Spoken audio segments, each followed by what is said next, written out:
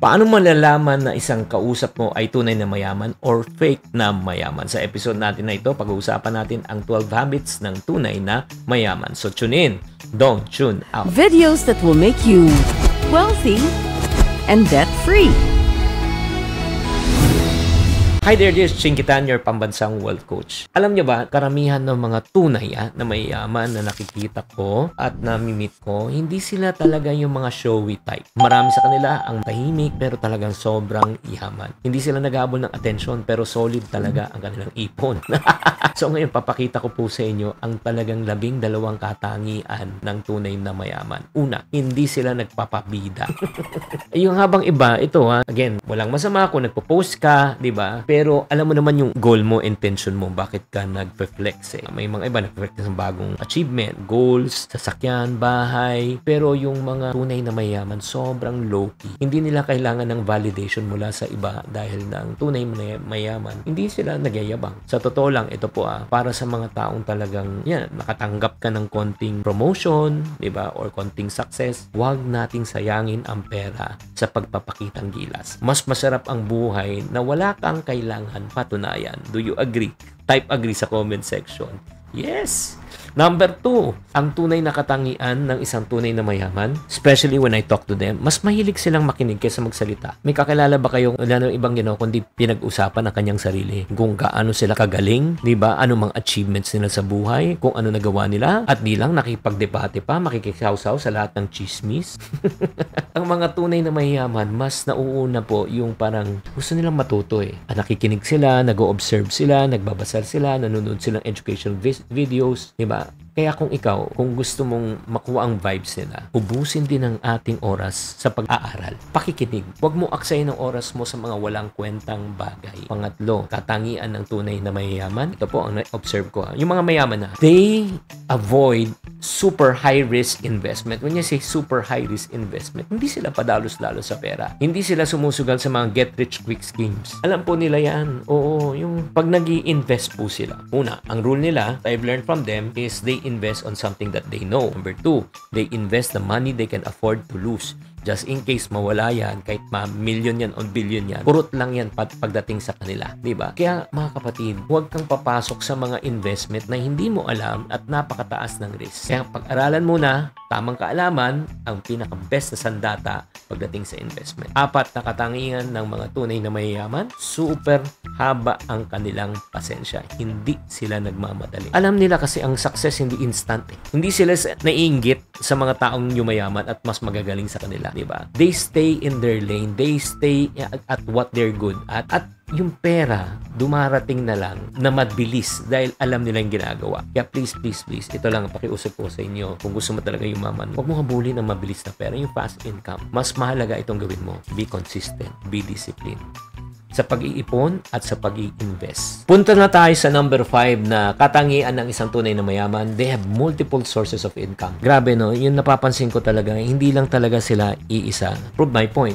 Name me one billionaire na iisa lang ang source of income. Wala. Kaya kailangan po talaga maging creative po tayo. Hindi natin kailangan maging flashy sa ating trabaho.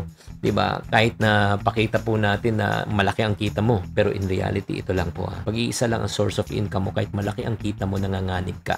Bakit? Oras na mawala yung one main source of income mo, tapos na. Kaya nga, ang dapat natin piliin is not only one, but also multiple. Multiple dapat ang sources natin. Number 6 na isang katangian ng tunay na mayaman, hindi sila addict, sa social media. Ang mga quietly wealthy, ayaw nilang i-broadcast talaga. Hindi sila nagpo-post. Very private. Kaya nga sinatawag ng personal finance. May nakita na ba kayo ng isang mga super rich na talagang nagpa-flex talaga sila? Wala. Alam mo, ginagamit nila yung social media para matuto. Ginagamit nila yung social media para makipag-network. Ginagamit nila yung social media hindi magpa-impress. Kaya tatanungin nga kita Marife Sales, J. Ramada, and Jules Acuin 19. Ikaw, nagpapa-shoutout. Ikaw ba from 1 to 6 na pinag-usapan po natin? Saan ka ba tumama? Let's go to number 7. Ang tunay na katangian ng isang mayaman. Mas pinapahalaga nila yung kaligayahan kaysa social status. Para sa kanila, ang tunay na yaman, alam mo, ang totoo, is kalayaan. Freedom na magtrabaho sila saan nila gusto. Freedom na ika nga saan nila gustong tumira. Freedom na saan nila pag-aaralin ng anak. Freedom na saan nila pagagamutin ng mga mahal nila sa buhay. Nagigets nyo? Para sa kanila yun ang tunay na kaligayahan eh. Hindi yung material na bagay na nakikita po natin. Kundi ang mahalaga is magkaroon ng kalayaan at ultimately, pag nagkaroon ka ng kalayaan, magkaroon ka ng tinatawag na peace of mind. Let's go to number 8. Number 8, ang katangian ng isang tunay na mayaman, marunong silang gumastos at super talino. Hindi ibig sabihin na kuripot po ha. Matalino sila sa paggastos, responsable sa paggastos, diba? Pinaglalaanan po nila yung mga bagay na talagang una, pangangailangan kaya kagustuhan. Need versus want. Number 2, hindi bibili ng utang yan. Lalo na kung hindi kikita ng pera. Maglalabas sila ng pera para mangutang kung pwedeng kumita. Inegosyo, bibili ng property, uutangin yan. Kasi yung kita, pwedeng i-cover ang interest. And then, ang kagandahan yan, ito ang tunay na mayayaman ay marunong tumawad. Masyasyak ka na lang eh. Ha? Yaman mo, tatawad ka. Wise talaga sila eh. Kasi may isang negosyante nagsabi po sa akin, huwag kang mahihiya tumawad kahit piso. Huwag mo sabihin piso lang yan. Kasi pag piso yan, pag in-order mo ay 50,000 pieces, ang impact niyan 50,000 pesos. Pag umorder ka ng 100,000 pesos yan. Kaya huwag niyong mamaliitin ang yung tinatawag na ano. Kasi learning how to negotiate is one of the best way for you to get good deals. And number 9, ang mga tunay na mga mayayaman. Di ba yung katangian po talaga nila. Simple lang at fulfilling po ang kanilang mga gusto sa buhay. Alam mo, simple lang po sila. Like for example, nag-e-enjoy sila pagkasama ang pamilya. Di ba? Or pwedeng nag-e-enjoy sila sa pagluluto. Nag-e-enjoy sila sa pag-aaral ng bagong skills. Ang tunay na kasiyahan po ay hindi nabibili. Maniwala ka. Di ba? Hanapin mo yung isang bagay na gusto mo talagang gawin. Kahit di ka bayaran, gagawin mo for free. As a matter of fact, like for example, what I'm doing right now, creating content. Para sa akin, hindi to trabaho. Kahit di ako bayaran, gagawin ko tong free. As a matter of fact, I've been in content creation for over how many years?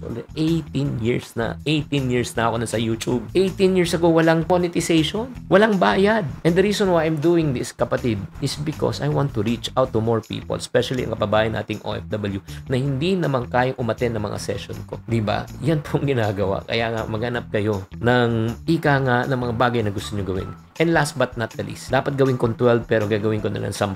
Ito parang hindi na humaba. Ang tunay na mga mayaman, ano mo pinapahalagaan? Ang pamilya at relasyon. Hindi pera ang kanilang habol, kundi relasyon, reputasyon at pamilya. Yan nga hindi ko makalimutan na sinabi ng mentor ko, Chinky, mawala na pera mo, mawala na yung malugi ka na sa negosyo, huwag lang masira ang pangalan mo. Kahit gaano kalaki ang bank account mo, kung walang magtitiwala sa'yo, wala kang totoong kaibigan o pamilya, nako, walang halaga ang pinaghirapan mo.